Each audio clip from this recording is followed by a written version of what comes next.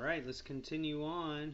We're going to continue into how the Holy Roman Empire was influential in this Romanesque period. The thing with the Holy Roman Empire, it's the most derivative of the Roman Empire. So we're going to see a lot of purveyorship, meaning that we're going to see a lot of movements forward in regards to the influence of the Holy Roman Empire, because they're coming directly as descendants from and leadership from the Roman Empire itself. And being a Romanesque period, we're obviously talking about how Rome has become influential during this time over the years. We're talking hundreds and hundreds of years here.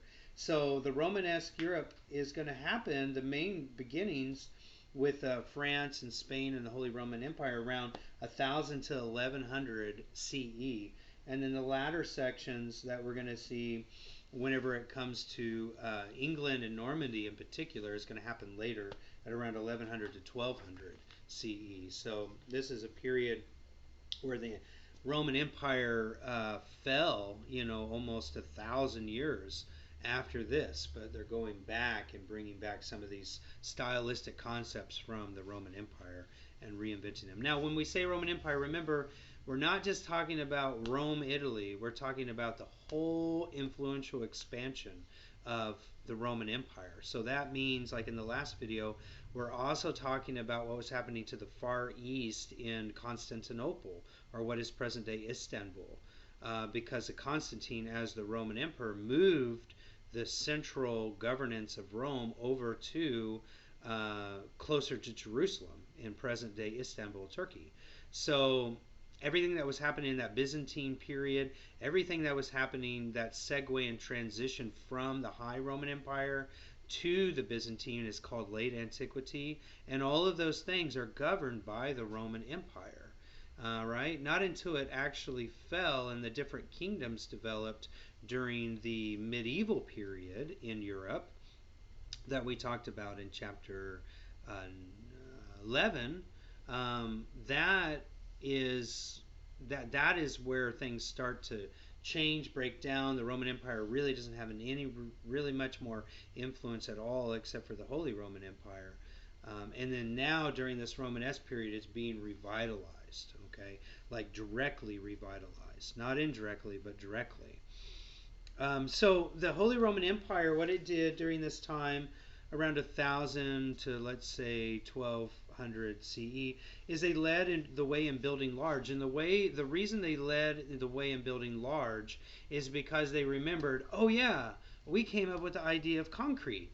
So they started reusing concrete because it was a cohesive material to take all these stone constructions and build them up high. And they built them up high over the nave, they built them up high over the apse, and in the French and the Spanish were using more timbers, they were using more wood, and they weren't fireproof. And a lot of these churches and chapels and cathedrals were burned because of that. Typically raiding, looting, war, as well as just natural disaster. But the Holy Roman Empire, their structures remain because they reused concrete. They were like, oh yeah, we came up with that during the Roman Empire. So that's a Romanesque element too. They're like, oh, let's go back and use concrete. So they were able to build these large vaulted ceilings above the nave and above the apse to give more ambience to their cathedrals. Now we call them cathedrals with the Holy Roman Empire because it's Catholicism. It's a Catholic background. So that's why we call them cathedrals. And they're able to use this concrete, this cohesive material, and build much larger. So the first one that I want to talk about, or the main one that I want to talk about, is the Speyer Cathedral, figure 1221. All right. And the ceiling will be vaulted. So if you look at figure 1222, you can see the inside of what I mean by it being vaulted. And remember, those barrel vaults are a series of vaults like an archway that continues like a tunnel. All right. And that's what's present here. The one thing that is going to be a little different, though, is you can see two curved X's there in the middle of figure 1222, and that is the archway above, the vaulted archway above the nave.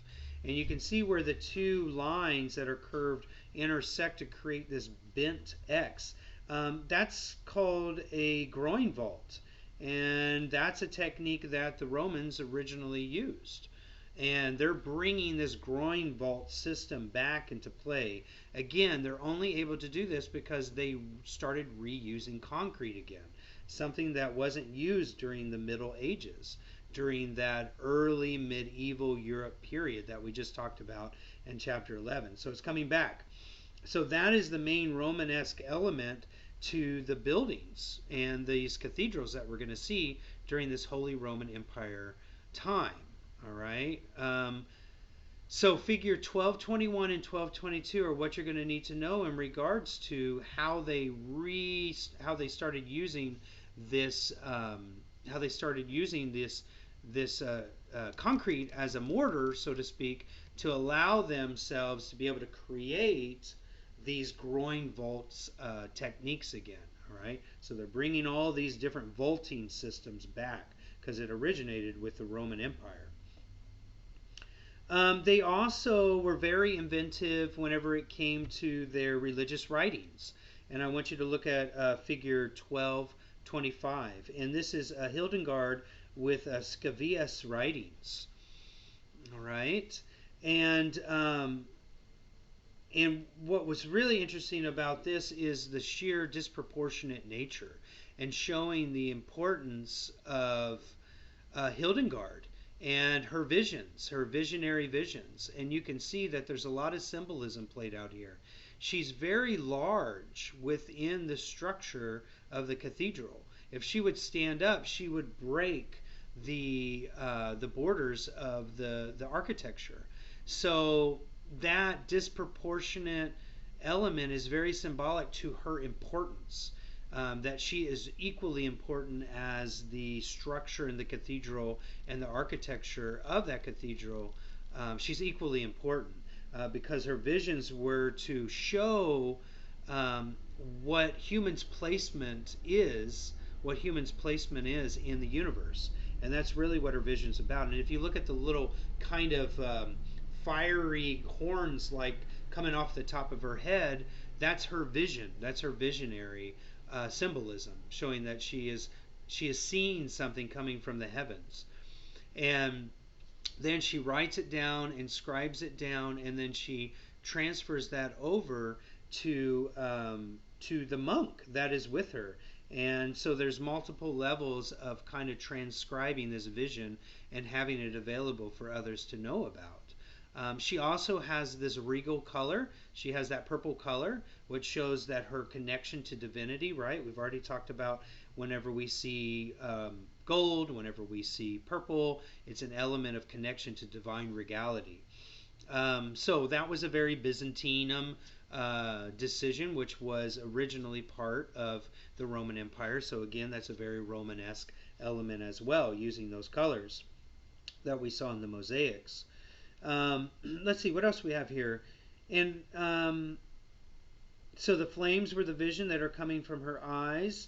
Her size, showing how big it is in relation to the architecture, that shows her importance. We saw this all the way back to ancient Mesopotamia too, where the hierarchical scale, right, where they're so large, and it shows their importance. And you can see how much bigger she is than the monk that has come to record the information and take the writings from her after she receives this vision.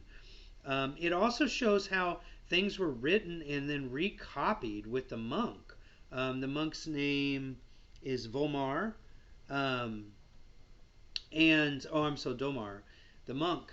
So it's an indicator, and it shows us, and that's a very Romanesque thing, to show actually how things were done historically. So that's Romanesque, is showing us and informing us visually how they wrote down things, how they were creating forms of writing based off, in this case, a vision, and then how that's recopied by somebody else, like a scribe.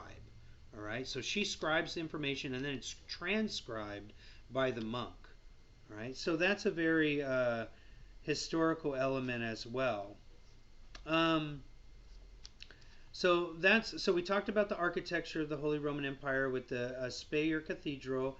Now we've just talked about a painting here with figure 1225 with Hildegard with Scavius writings. And now what I want to talk about is real quick a piece of um, sculpture. And the one I want to refer to, and again, this is still the Holy Roman Empire, is figure 1228, the head reliquary of Saint Alexander from the Abbey Church. Okay. Now remember, when we're looking at the Holy Roman Empire, we're going to see areas in Germany, we're going to see areas in Belgium, like in this case, because they didn't completely have all of Italy. They were mostly in what is present day Germany and present day Belgium during this time, from 1000 to 1200 BC, or 1000 to 1200 CE. All right. Now, where are Romanesque elements that we see here? It is actually very diverse, meaning that it is holding multiple different stylistic elements to it. Okay, you can see the hair, the way in which the hair is placed, with the clustering of the curls, and also the bald spot in the back of the head, and almost the halo-like cluster of hair. That's something that we saw all the way back with the early Roman emperors. So that's a Romanesque style, right? Kind of this halo hair pattern. Also used with the monks during the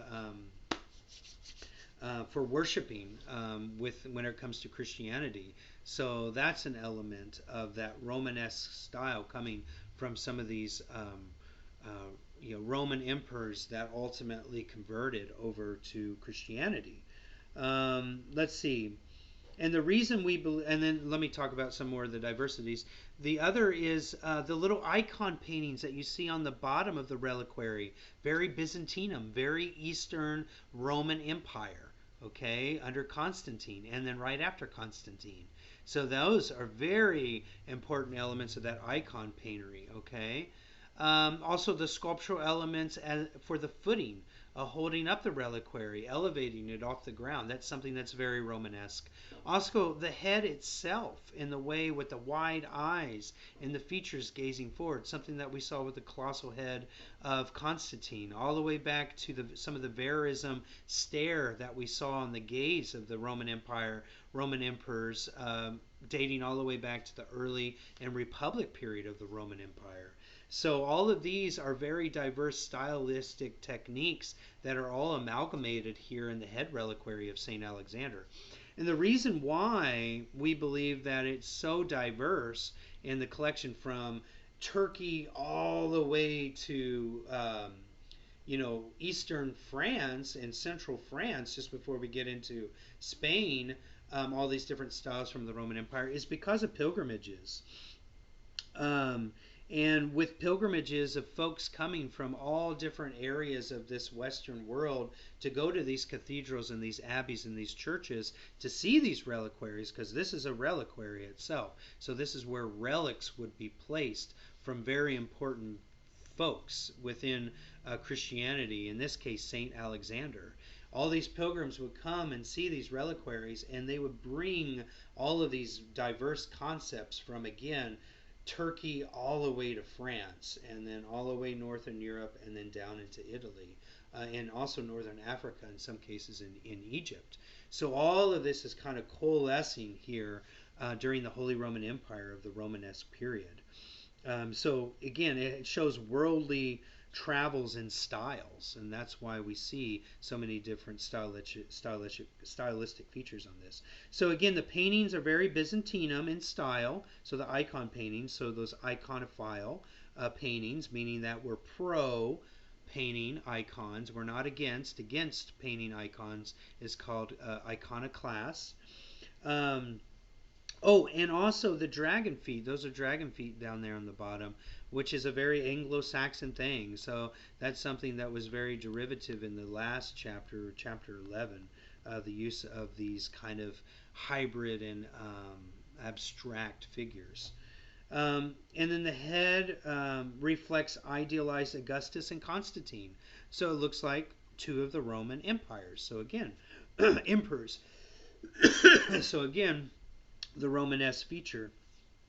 And then the metalsmithing. The metalsmithing we talked about can come all the way from the soldering down in Egypt over to Mesopotamia and the use of jewelry. So it's a very diverse piece that shows the coupling of all of this. All right. So again, the importance is to really feature the Romanesque element. So that's the Holy Roman Empire. So now let's quickly take a look at Italy. And during Italy at this time, on its own, it's less experimental and more like early Christian basilicas. That's pretty much the overall makeup of what's going on in Italy at this time. But there's one piece in particular that I really need to focus on, and that's figure 1229A, and it's the Leaning Tower of Pisa. Okay, and you can see the use of the columns, you can see the use of the arcades. It almost reflects that colossal monument of Trajan, where it's that spiral that continues at the base and it gets thinner to the point, and there's a bronze sculpture of Trajan on top during the late Roman Empire. It reflects that, and Pisa also reflects the use of the arcades and the series of registered layers using different columns going from the bottom to the top. All right, so what I want you to know about Pisa is that it shows great wealth from that time period, and the most important thing is it shows its connection to the spiral column of Trajan. But it's not a spiral register, it's different sections, different registers. So it doesn't have this spiral frieze or register like we saw with the spiral column of Trajan. It's a little bit different. But it does have those arcades, and those arcades are something that we saw from the Colosseum. All right, so the Pisa is reflecting the spiral monument for Trajan as well as the Colosseum. All right, two very important pieces during the Roman time. So that is the Romanesque element of the Leaning Tower of Pisa. So now you know a little bit more about the Leaning Tower of Pisa, and not just the fact that it's a little askew visually. So let's jump into the Normandy and England area. I may end up doing this on another video, a smaller video, so that you have a break from everything. So that's what I'll do. I'll end this video here, and then I will pick up with the Normandy and England section of the Romanesque Europe, and we'll finish up there for chapter 12.